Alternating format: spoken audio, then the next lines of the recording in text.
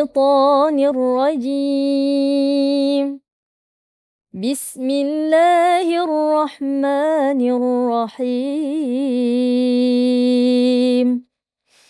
وقالوا لو كنا نسمع أو نعقل ما كنا في أصحاب السعير فاعترفوا بذنبهم فسحقا لأصحاب السعير إن الذين يخشون ربهم بالغيب لهم مغفرة وأجر كبير صدق الله العظيم. Assalamualaikum warahmatullahi wabarakatuh. Selamat berpuasa hadirin hadirat sekalian. Kita masih lagi bersama dengan 30 hari 30 ayat. Masih lagi bersama dengan Habib Zainal Abidin Hamid untuk sama-sama kita mendalami, mentadabbur dan mendalami ayat-ayat dalam surah Al-Mulk, salah satu surah yang kita pilih pada tahun ini. Dalam 2 hari yang lepas kita bincang tentang besarnya kerajaan Allah untuk kita ingati. Semalam kita ingati pula, didengarkan dengan kita tentang bagaimana dialog mereka yang dicampakkan ataupun cercaan Allah kepada mereka yang dicampakkan. Dan hari ini kita sambung ayat ke-10 yang sikit sebanyak saya rasa menyambung cerita dan kisah bagaimana siksaan Allah Subhanahu Wa Taala kepada mereka yang ingkar. Silakan. Bismillah, alhamdulillah, wassalatu wassalam ala sayyidina Rasulillah Muhammad bin Abdullah wa ala alihi wa sahbihi wa man walah wa ba'du. Ayat yang ke-9 ini ungkapan tentang penyesalan. Namun penyesalan ini penyesalan yang tidak lagi berguna dan bermanfaat. Dan salah satu nama hari kiamat adalah Yaumul Hasyarah, hari penyesalan.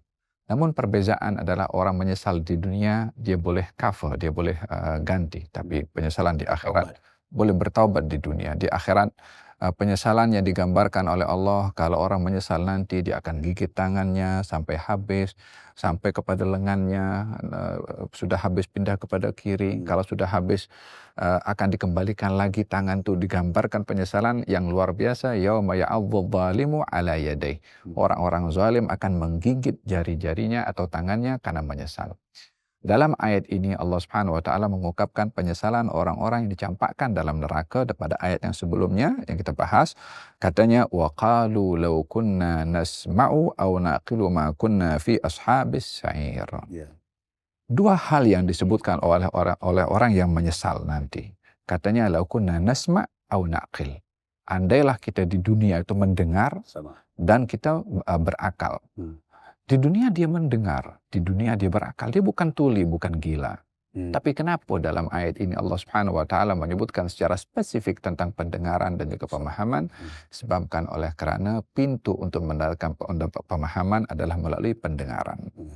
Jadi pendengaran bukan hanya pada telinga yang kita miliki, tetapi sejauh mana kita memilih mana yang patut kita dengar dan kita terima, mana yang patut kita dengar dan kita tolak. Sehingga kita tidak menjadikan pendengaran untuk mendengar apa saja termasuk perkara yang batil dan kita yakini itu sebagai satu kebenaran. Justru kita diperintahkan untuk mendengar perkara yang hak dan memahami perkara yang hak dan juga mengamalkan perkara yang hak. Lau kunna nasma'u aw naqilu ma kunna fi ashabis sa'ir fa'tarafu bidzambihim fasuhqan li ashabis sa'ir. Mereka mengaku, mereka menyesal, mereka insaf, tapi tak ada lagi apa-apa makna pada penyesalan tersebut. Fasuhqan itu pun juga satu ungkapan penghinaan kepada mereka. Suhqan, yakni suhqan, jauhlah kamu daripada rahmat Allah Subhanahu wa taala untuk memasuki bersama dengan orang-orang berada dalam azab api neraka. Fasuhqan li ashabi as-sa'ir. Kebiasaan Allah di dalam Al-Quranul Karim, bila mencerita tentang azab, Allah akan cerita tentang nikmat. Bercerita tentang neraka, Allah akan bercerita tentang syurga. Supaya ada balance, ada seimbang. Supaya orang tidak hanya takut sahaja, tapi ada berharap juga. Nah, oleh sebab itu pada ayat yang berikutnya, Innal ladzina yakhshawna rabbahum bil ghaibi lahum maghfiratun wa ajrun kabir. Sesungguhnya orang yang beriman kepada hal yang gaib, takut kepada Tuhan mereka, bagi mereka pengampunan dan juga pahala yang besar. Jadi setelah cerita tentang azab, Allah bercerita tentang nikmat. Setelah bercerita tentang neraka, Allah bercerita tentang syurga, supaya bila diceritakan neraka, seseorang akan rasa takut. Bila diceritakan tentang syurga, seseorang akan berharap. Masya Allah, satu ingatan yang sangat dalam, dan saya teringat ada satu kata-kata daripada Syekh Usamah baru-baru yang menyebutkan rahmat Allah itu kulli syai, kepada seluruh. Tapi bila sebut fasyuhkan, jauh, walaupun rahmat Allah itu untuk semua, tapi orang-orang ini fasyuhkan, dijauhkan daripada rahmat Allah. Semoga kita terhindar daripada kelompok ini. Dan ia bertepatan dengan pepatah Melayu, sesal dahulu pendapatan, sesal kemudian tiada gunanya. Jadi marilah kita teruskan bertaubat, bermunajat kepada Allah. Bulan Ramadan bukan saja bulan turunnya Al-Quran, tetapi bulan untuk kita bertaubat kepada Allah Subhanahu Wa Taala dan menjadi satu permulaan baru untuk hari-hari baru, dan bersihnya keluar daripada Ramadan seumpama kain putih setelah kita menyuci dosa di bulan Ramadan melalui madrasah Ramadan. Kita teruskan dalam ayat seterusnya esok. Terima kasih Habib. InsyaAllah selamat berbuka puasa, selamat menjalani ibadah Ramadan, dan makin kita pertingkatkan amal kita. Sekian, Assalamualaikum warahmatullahi wabarakatuh.